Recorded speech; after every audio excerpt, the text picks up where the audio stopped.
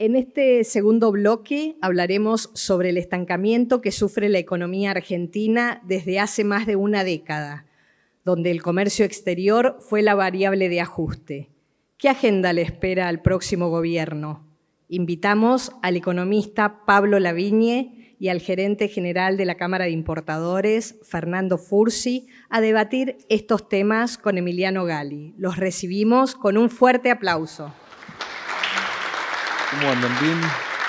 Bien, presidente. Vamos a hablar de economía y de importaciones, o sea, un para arriba, ¿no? Más o menos. Más o menos. La verdad que todos los que hacemos comercio exterior hoy, los que transportamos, los que importamos, los que exportamos, los que producimos, estamos atravesando un momento muy duro. Gracias. Que yo recuerdo debe ser uno de los peores momentos de comercio exterior en los últimos 20 años, producto de una cantidad de factores que se pueden enumerar, pero que creo que todos tenemos claro porque aquí nos acompañan todos profesionales y gente del ramo. Y creo que lo importante es, desde la visión nuestra como empresarios, ¿no?, tener en claro cuáles son las herramientas que tenemos a disposición, los mecanismos que podemos utilizar, y lo que es clave es la planeación estratégica que podemos hacer todos nosotros dentro de cada una de nuestras empresas para poder tener un horizonte un poco más claro, transitar el mal momento, porque a pesar de malas decisiones que se toman en todos los ámbitos, hay cuestiones exógenas que nos han afectado, que fueron reales, que no son la única causa, pero que fueron una realidad, y en base a todos estos criterios, tener una hoja de ruta un poco más clara, ¿no? Eso creo que es lo clave. Vamos a ir desglosando punto por punto, si les parece. Pablo, la primera pregunta que te quería hacer es, partamos desde el nivel de integración que tenemos, ¿no? El nivel de desarrollo económico que tiene la Argentina y su integración con el mundo, en términos quizás de apertura, de cierre, por más que uno pueda tener en claro, decir, somos una economía cerrada, pero ¿qué datos puedes dar más cercanos a ese diagnóstico? Sí, gracias primero por invitarnos, un placer reencontrarme con el ecosistema COMEX después de un tiempo. Cuando vos mirás el número básico que te mide la integración es IMPO-EXPO sobre PIB, 30 puntos Argentina, depende del momento, especialmente del ciclo de commodities, o Brasil, sube a 30 y pico, te baja. Brasil está un poquito por arriba, 32, también de acuerdo al ciclo, pero Chile, una economía mucho más abierta, está en torno al 60. Tengo el machete, España 56, ingreso medio alto o promedio de la región son 50 y demás. Pero ese no es el único punto, porque si el precio del commodity te vuela, vos vas a decir, bueno, estoy más integrado, estoy más abierto, no es una economía tan cerrada. Es una trampa. Cuando vos revisás todos los mecanismos de defensa comercial que tiene Argentina, vos ves que Argentina es el número uno en casi todos. El Mercosur tiene el arancel consolidado entre 2 y 14, de acuerdo a cómo venga el flujo de comercio, más alto de todo el mundo. Es el bloque... a nivel Mercosur. A nivel Mercosur, porque Argentina tiene la E, que no depende de eso. Después vos decís, bueno, está bien, una. Normas técnicas. Es que, de acuerdo a cómo lo midas, si es para exportar, si no es para exportar, tenés una barrera para arancelaria. Bueno, somos el país creo que somos el 6º. Antidumping, el 5º. Cuando vos vas desglosando en todas, te va mostrando que sos una economía cerrada. Y cuando empezás a recorrer el camino, también querés ser una economía cerrada, que ese es un punto... ¿Cómo es esto que querés ser una economía cerrada? Te voy a contar una anécdota. Cuando me tocó ser funcionario, ¿se acuerda de la importación temporaria? Que antes sí, le perdí el rastro a la norma, pero en su momento tenías como que mantener las normas en una cajita separada y para que vaya el aduanero a revisarlo. Eran las mermas, o sea, supuestamente tu matriz, insumo, producto estaba ok, te deberían aprobar, se acabó el asunto. Bueno, en una discusión con aduanas, yo era subsecretario de Facilitación de Comercio, queríamos que se use para no exportar impuestos. La discusión con una serie de vistas de aduana era, yo estoy evitando que esto vaya al mercado interno a proteger la industria nacional. Y yo digo, disculpame, yo soy comercio. O sea, la aduana toma las normas, las cumple. Estoy diciendo que quiero facilitar esto. Me dice, no, bueno, pero yo quiero, bueno, me importa nada, me importa, perdón el inglés antiguo, me importa 3 carajos, lo que vos quieras, vamos por acá. Entonces, no es solo tu política comercial, es que todos los organismos que intervienen en el comercio tienen una lógica de economía cerrada. Lo mismo te pasa con el SENASA, lo mismo te pasa con el INAL, lo mismo te pasa con todos. O sea que esto es algo cultural que viene atravesando los distintos gobiernos, digamos. Sí. Vas a la última pregunta de las que mandaste, Ajá. pero vos vas siempre intentando volver a la historia del momento que fuiste feliz, que es en el primer momento del siglo XX, los primeros años del siglo XX, donde la industrialización por sustitución era efectiva, porque quedábamos muy lejos, no había abastecimiento, etc. Entonces tenía su sentido. Después en la segunda posguerra tiene su sentido con el desarrollo de la industria más pesada, etc. Pero conforme el mundo va evolucionando, hubo más paz, quieras que no, cuando uno mira la cantidad de guerras, hay más paz. La integración empieza a ser más efectiva y el trade-off entre el costo de abastecimiento y la eficiencia es mucho más alto. Mira el caso textil. Vos cuando ves textil, los grandes productores textiles son los países que tienen grandes reservas de salario, grandes salarios bajos de población.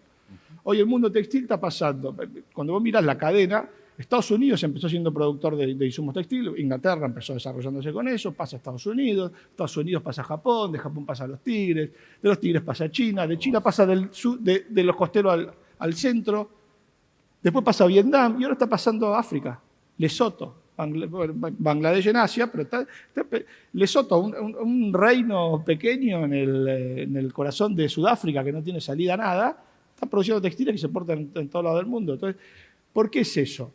Porque es más barato. Entonces, el valor agregado del masivo, del básico, es eso. Y Argentina quiere seguir produciendo como la sustitución de importaciones de principios del siglo pasado. El mundo cambió, no va más. Estados Unidos, cuando se habla del nearshoring, etc. Perdón, te estoy haciendo estamos peinando. Sí. Está pensando en los microchips, en algo estratégico. Ahora, no sé si el masivo básico de una remera es estratégico. Fernando, ahí Pablo estaba comentando esta economía cerrada que ya viene de arrastre. El cepo, bendito cepo, ¿es un valor agregado a esta economía cerrada? ¿Cómo es que funciona hoy? ¿Qué es lo que están viendo las empresas? ¿Cuáles son estos actores o protagonistas de este cepo? Y si viene a perfeccionar esta economía cerrada, definitivamente, o sea, porque desarmar esto también... Sí, la perfecciona.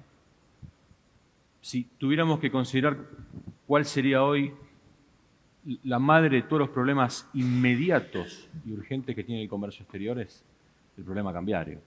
De ahí, como una punta, se desprenden N cantidad de temas, N cantidad de situaciones que obligan a las empresas a trabajar de determinada forma para intentar mantener sus operaciones y su rentabilidad.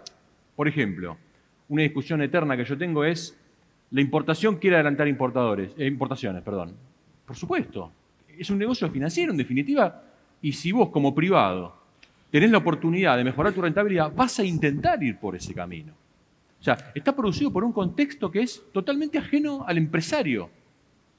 Nosotros como empresarios nos movemos en un ámbito donde nos proponen reglas y tomamos decisiones para nuestras empresas en función de las reglas que tenemos por delante. Esos son los macroentornos que llamamos cuando hablamos de comercialización internacional. Macroentorno económico, político, social. Nosotros no influimos ni decidimos los macroentornos.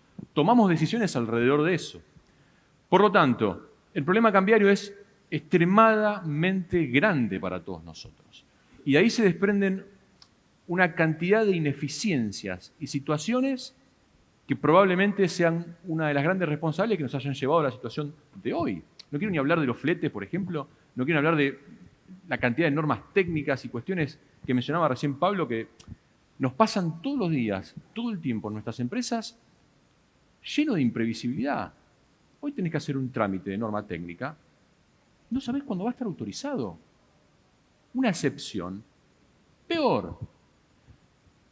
Principio de informalidad a favor del administrado en la ley de procesos administrativos no se cumple.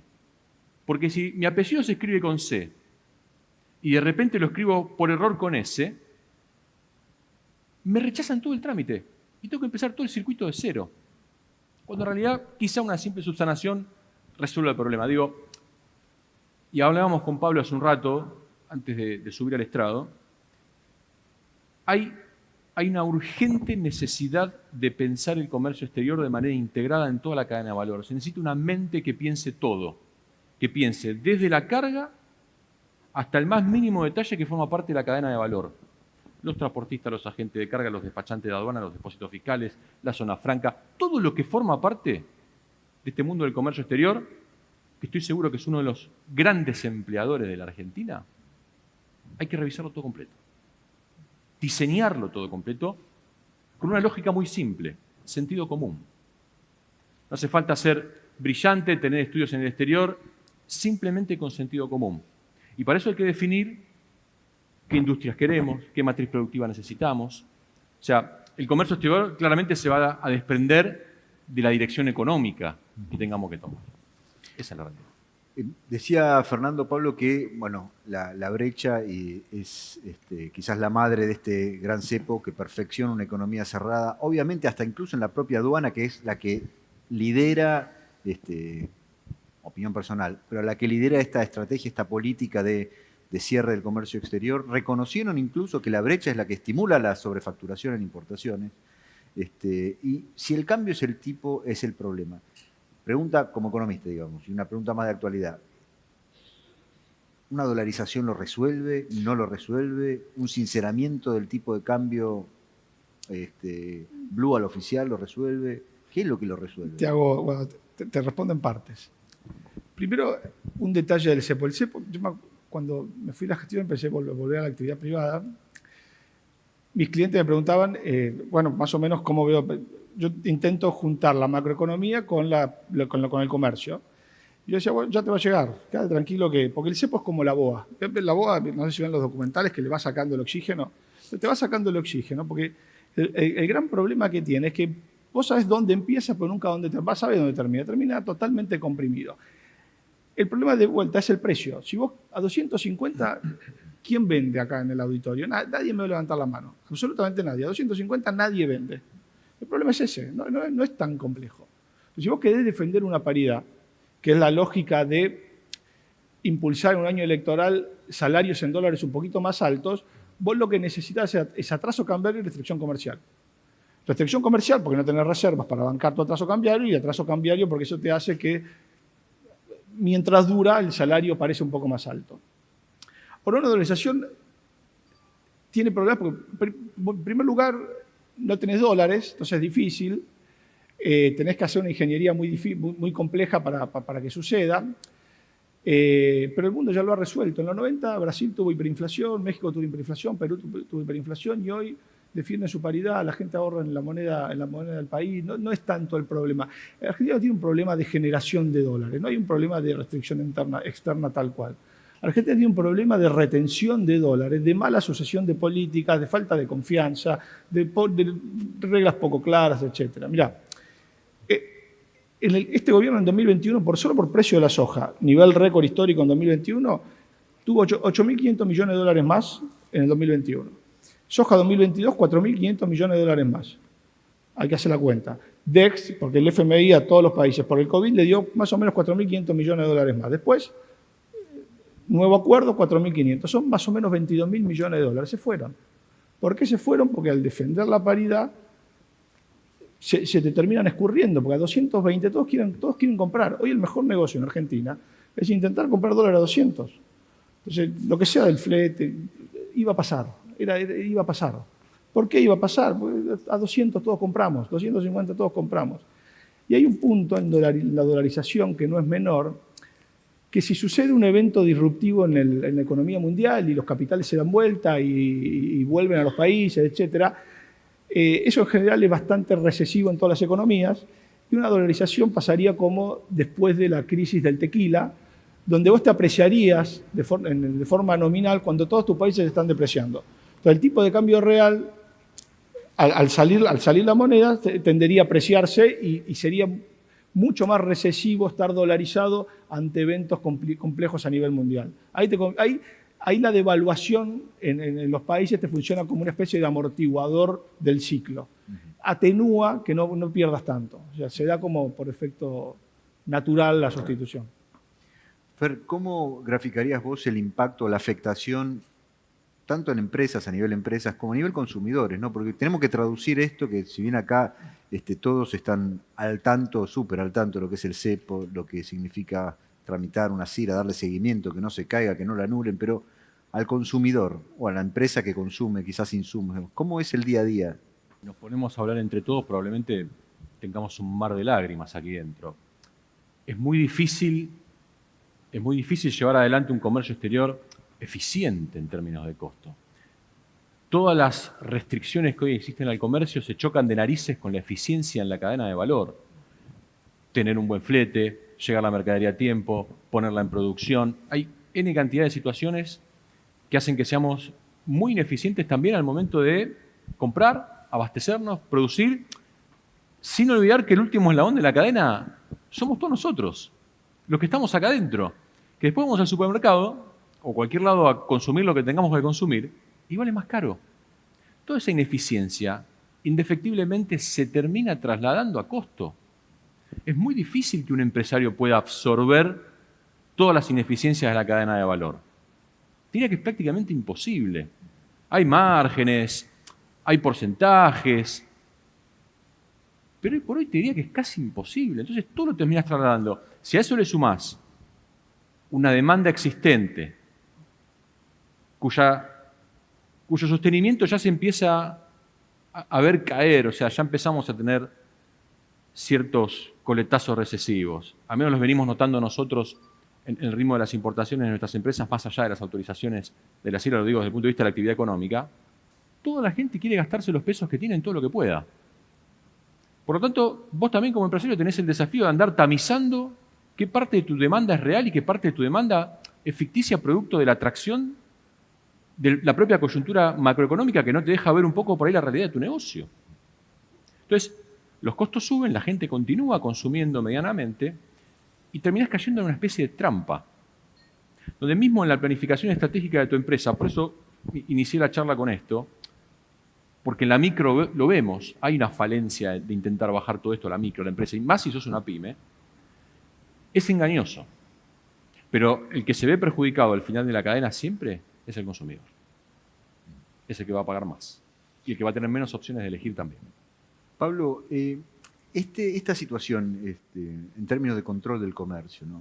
Tenemos un comercio controlado, a nivel internacional, a nivel acuerdos, a nivel Organización Mundial de Comercio o el acuerdo de facilitación del comercio al que se pudo haber, al que suscribió la Argentina, ¿hay algún tipo de eventual sanción? ¿Puede haber, como pasó en su momento con las licencias, no sé si sigue vigente eso, pero siempre hubo paneles contra la Argentina por, creo que fueron las de Jaime Moreno y demás? ¿Hay algún riesgo de que eso vuelva a pasar?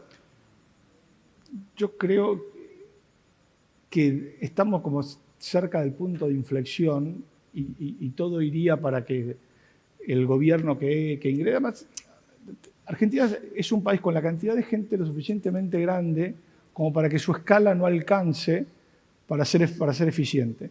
Entonces, el que venga va a tener que desarmar para integrarse. No estoy evadiendo la pregunta. Lo que te digo es, en ese contexto, el nuevo gobierno va a tener que integrarse más, va a tener que sincerar las variables del tipo de cambio, etc. Se va a pasar por un contexto complejo, hasta yo supongo mediados del año que viene, pero vamos a ir a una economía, imagino, más integrada y eso se va a ir diluyendo. Vos vas a tener un problema, tu problema es reputacional hoy. Hoy ya no te cree nadie.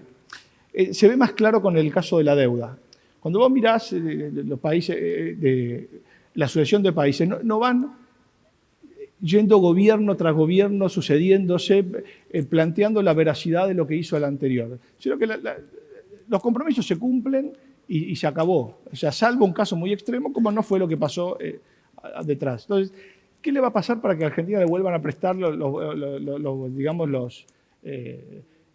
mercados voluntarios? ¿O qué va a pasar para que Argentina, cuando vaya al mundo, se vuelva a estar reinserto y no te desconfíen, no te pidan sobre garantías, etcétera? ¿Qué va a tener que pasar? Y te van a pedir una prueba de amor.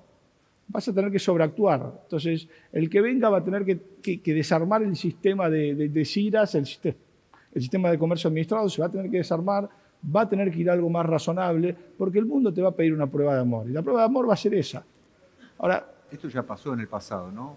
Sí, a mí me tocó desarmar el de las DIJAI, con el panel en contra, pero no era un enforcement, no era demasiado, ¿cómo decirlo? La exigencia estaba, pero no era de una inminencia de riesgo brutal. Creo que va a pasar lo mismo. ¿Va a ser un tema reputacional? Sí, pero no una necesidad, digamos, imperiosa o muy rigurosa de hacerlo. Nadie te va a obligar. El multilateralismo no está tan fuerte ahora con ese tipo de cosas. No.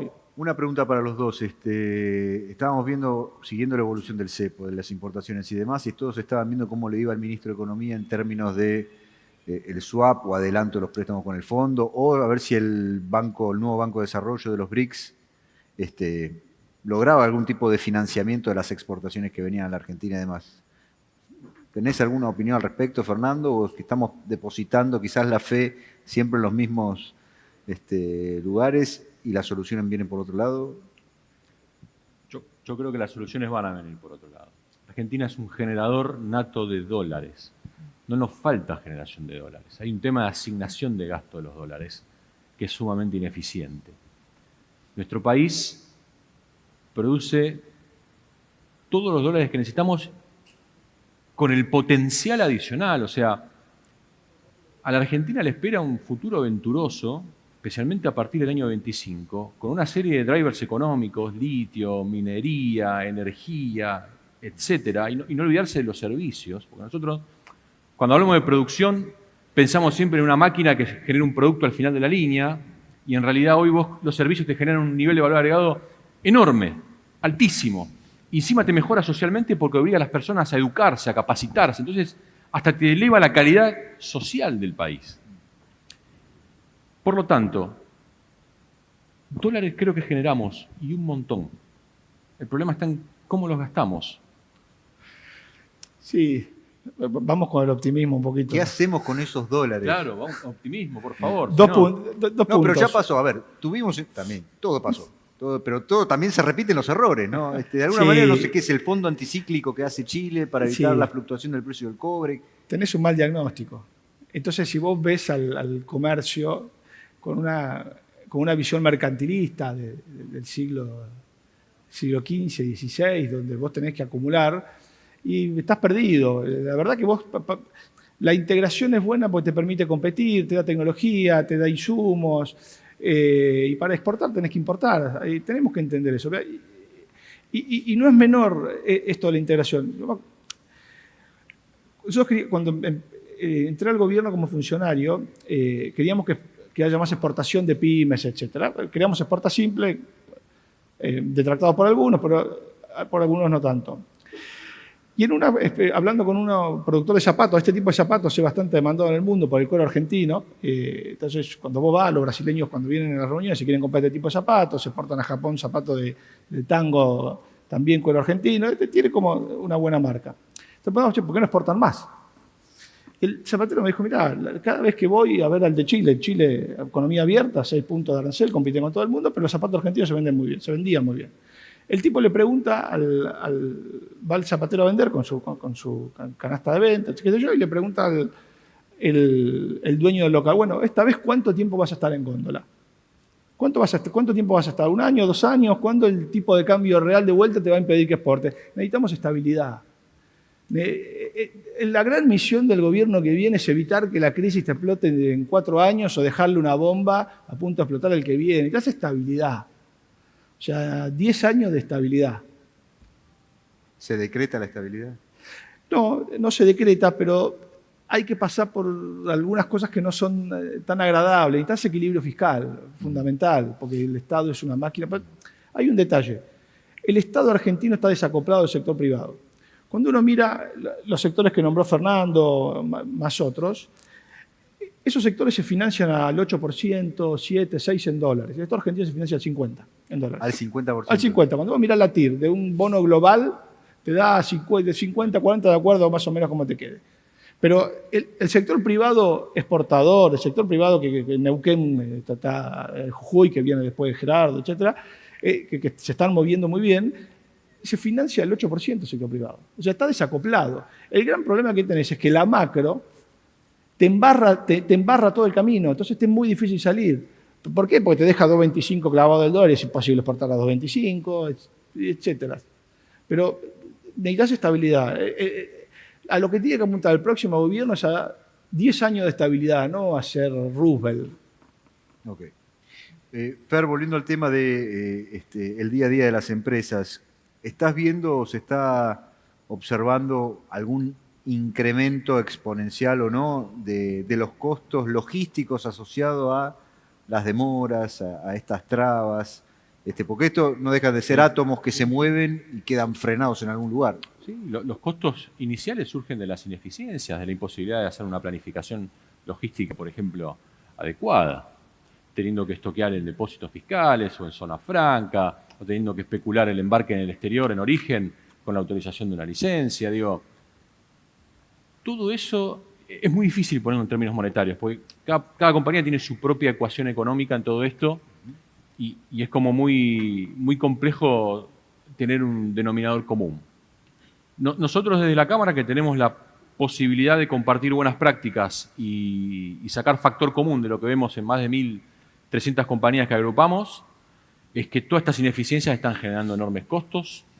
El puerto es muy caro para nosotros aquí en la Argentina, la posición geográfica tampoco nos ayuda, y toda esa situación de los fletes que se ha generado a partir de la 7746, 7771, las comunicaciones Banco Central, es como que nos pusieron con peores expectativas. Y acá hay una cuestión que es central, y igualando lo que dijo Pablo anteriormente, esa prueba de amor a la que él hizo referencia, te van a mejorar las expectativas, porque la economía no deja de ser una ciencia social y hay una parte humana, y si esa prueba nosotros la vemos y en el exterior la ven y todos empezamos a creer, las expectativas mejoran y eso te genera ya un flujo de previsibilidad mucho mayor y la posibilidad de ser mucho más eficiente. Hoy todas las ineficiencias no te permiten tomar decisiones porque lo único que querés hacer como empresario es hacerte de la carga, punto.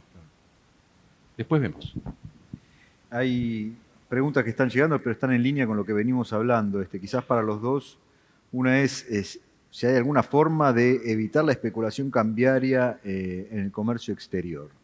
Sí, sin brecha. Sin brecha. Sin brecha. Desdoblamiento, multidesdoblamiento. Posiblemente es difícil lo que venga. La situación actual vos no podés evitar nada, porque de vuelta... ¿Los tipos de cambio funcionan, Pablo? ¿Los desdoblados? Sí. De corto plazo, porque Corto plazo. Tenías una pregunta de inversión extranjera directa. Suponete el caso, ¿por qué desdoblarías el tipo de cambio ante un evento de cambio de gobierno? Y lo desdoblarías porque vos pensás que puede haber una sobrereacción de, qué sé yo, el giro de utilidades. 20.000 millones de dólares quieren salir a girar de utilidades que no giraron por 4 años en el momento de que se libera un poco. Bueno, eso te presionaría muy arriba el tipo de cambio. ¿Se acuerdan qué pasó en el 2002? Que el tipo de cambio sube a 4, después baja, se estimaba en 1,40, la estimación en 1,40 terminó, digamos, desatinada, llegó a 4 y de 4 convergió en torno a 3 y después un poquito por debajo. Lo que busca el desdoblamiento eventualmente que es evitar ese overshooting, ese salto, que te generaría un nivel de pobreza y de inflación transitoria pero muy alta y una recesión inicial mayor. Entonces, vos con un desdoblamiento podés hacer eso. Ahora, eso tiene que ser de muy corto plazo, porque si no, empezás a arbitrar entre uno y otro. Viene una inversión extranjera directa, viene una inversión extranjera, qué sé yo, al litio. Entra por el paralelo más alto, importa por el oficial más bajo. Entonces, ese rulo, siglo XXI, es muy fácil de hacer. Entonces, eso lo puedes hacer. Posiblemente se haga algo así cuando cambie el gobierno para evitar ese salto cambiario muy grande. Pero ojo, que tiene que ser de muy corto plazo, porque si no, desarbitra. Me vas a odiar, pero para cerrar el tema cambio, Sí. ¿Banco Central independiente? ¿Banco Central con candado? ¿Museo? No, independiente. Equilibrio fiscal, integración al mundo, Banco Central independiente. Esa, no hay mucho más. ¿Querés agregar algo, Fer, al respecto? No, estoy extremadamente de acuerdo con todo lo que dijo Pablo y creo que la integración al mundo es clave. El mundo demanda cosas de la Argentina y ahí tenemos otra deuda pendiente que tiene que ver con la cantidad, con el costo argentino, diría yo. Todos los que hacemos cosas en la Argentina damos servicios o fabricamos o cosechamos. En la puerta para adentro somos muy eficientes, muy eficaces y cuando salimos de la fábrica o salimos de nuestras oficinas, baja el costo argentino y nos deja fuera de cualquier posibilidad de competir, por un montón de razones. Entonces, necesitamos integrarnos. Creo que el Mercosur también necesita integrarse, necesita dar un debate serio de lo que debería ser, lo que quisiera hacer. Brasil va a traccionar pienso y personalmente creo que va a traccionar a poder acercarnos más a la Unión Europea. Creo que van a empezar a pasar esas cosas y no podemos quedarnos sentados cruzados de brazos. Creo que las empresas nuestras tienen que empezar también a involucrarse. En estos días, ayer sobre todo, se habló mucho de, y hoy también se mencionó, de la relocalización de las cadenas, parte de estos vaivenes o coletazos en el mundo, la globalización y disrupciones y demás. ¿Hay algo que ustedes ven que pueda darse en la Argentina, incluso que se pueda llegar a aprovechar, o en esta coyuntura es inviable pensar en relocalización de cadenas de suministros o producciones más cercanas y demás? Con este contexto actual es complejo. Necesitas generar reglas de juego claras. O sea, que esos macroentornos sean claros, previsibles, atractivos y generar las condiciones para que esas inversiones... Podría ser eventualmente una oportunidad para Argentina, la teoría del nearshoring que está pasando, pero hay que generarle las condiciones. Hay que generarle las condiciones. Pablo. Ahí la pregunta es ¿qué y a quién? Porque si vos, el BID hizo un trabajo interesante agarrando sector por sector y viendo qué era, dónde tenía cada país su ventaja, y vos lo que ves es que la industria más general, más masiva, tiene poco para Estados Unidos, pero Argentina tiene mucho para, digamos, para lo que es los países vecinos, América del Sur, alimentos, energía. Yo creo que tenés oportunidades. Ya lo que queda de gobierno está jugado, son 6 meses, o sea, va a ver las reglas que viene, okay. Y ahí tenés para jugar. Y tu comportamiento va a ser que de la energía pases a la petroquímica, y eso sí no es menor. Entonces, empezar a poner las bases de la estabilidad te va a hacer que vos le generes valor dentro de lo productivo. A mí no me gusta decir este sector sí, este sector no. Vos tenés potencialidad, porque la potencialidad sale de 40 millones o 45 millones de personas interactuando y definiendo precios y diciendo este sí, este sector no, esto sí, porque se va eligiendo. Entonces, para esa potencialidad necesitas estabilidad. Y sí la tenés, porque hoy con la guerra en Europa, etcétera, etcétera, el mundo demanda lo que vos podés ofrecer. Y otro ejemplo, el potencial de Argentina principal está en servicios. Todos los que estamos acá, de una u otra manera, vendemos servicios. Está en servicios. Argentina es el país de mejor habla inglesa de toda América Latina. Tiene el uso horario que da, entonces hay mucha demanda de todo ese tipo de cosas. Alimentos, energía, minería. Necesitamos de vuelta 10 años de estabilidad, reglas claras, lo que hizo el mundo. Muchísimas gracias por compartir este rato con nosotros. Gracias por la invitación. Por favor.